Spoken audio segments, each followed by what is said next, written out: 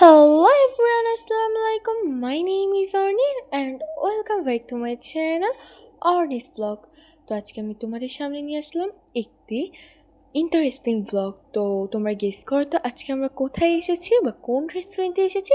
আচ্ছা যাই হোক, আর গেস করা লাগবে না কষ্ট করে। আজকে আমরা চলে এসেছিলাম সালাদিনে। তো প্রথমেই সালাদিনে আসার সাথে সাথে আমাদেরকে দেওয়া হয়েছিল ওয়েলকাম ড্রিঙ্কসে ছিল চিরা পানি। তো আমার কাছে কিন্তু এই ওয়েলকাম ড্রিঙ্কস দেওয়ার বিষয়টা খুবই ভালো লেগেছে। তো এরপরে আমি কিন্তু এর ইন্টারনিউ ডেকোরেশনটা একটু ঘুরে ঘুরে দেখছিলাম। তো এই ইন্টারনিউ ডেকোরেশনটা কিন্তু আমার কাছে বেশ সুন্দর লেগেছে। তো এটা একটু অ্যারাবিয়ান টাইপের লুক ছিল আর একটু রাজকীয় টাইপেরও লুক ছিল। তো দুইটা মিলে কিন্তু ইন্টারনিউ ডেকোরেশনটা ফুলফিল একদম অসম। তো চলো বেশি বকবক না করে এবার মেনু কার্ডটা দেখে আসা যাক। তো এখান থেকে কিন্তু আমরা অর্ডার করেছিলাম কাশ্মীরি ফালুদা। এই কাশ্মীরি ফালুদার প্রাইস ছিল 250 টাকা। এছাড়াও আমরা এখান থেকে নিয়েছিলাম লাহোরি থালি। আই গেস আমি এটা উচ্চারণ ঠিক করেছি। তো এটা প্রাইস ছিল 399 টাকা। তো এই যে এখন কিন্তু আমাদের কাছে লাহোরি থালিটা চলে এসেছে। তো এর মধ্যে ছিল পোলাও। আমি এটা একটু ফান করে বললাম।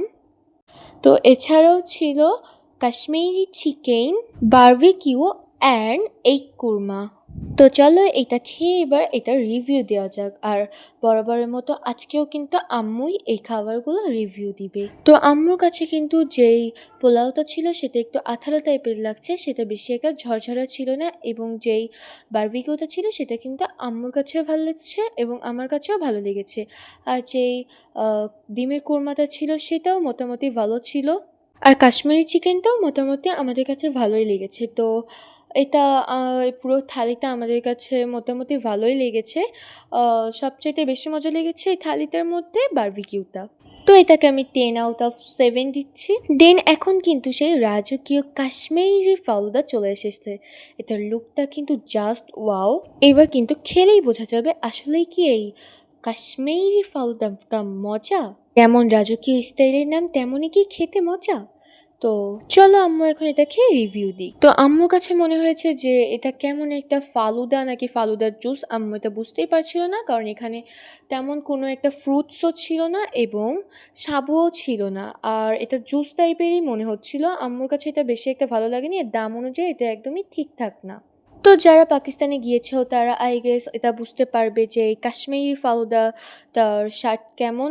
তো আমরা কখনো জানি, তো আমাদের কাছে এটা একটা বেশি একটা ভালো লাগেনি। আর সবার উচিত সব ধরনের যার কাছে এটা যেমন লাগে, অনেকের কাছে কিন্তু এটা ভালো লাগবে আবার অনেকের কাছে এটা খারাপ লাগবে।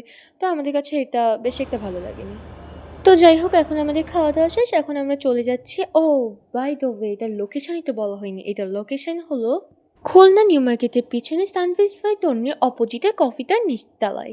যাই হোক, আজকের ভিডিও এই পর্যন্ত। ভালো লাগলে অবশ্যই লাইক কমেন্ট শেয়ার করে দিবে, পেজটিকে ফলো করে দিবে এবং ইউটিউব আর ইনস্টাগ্রামেও কিন্তু সাবস্ক্রাইব আর ফলো করতে ভুলবে না। তো আবার দেখাবো অন্য কোনো সময় অন্য কোনো ভিডিওর সঙ্গে। সে পর্যন্ত সকলে ভালো থাকবে, সুস্থ থাকবে। আল্লাহ হাফেজ।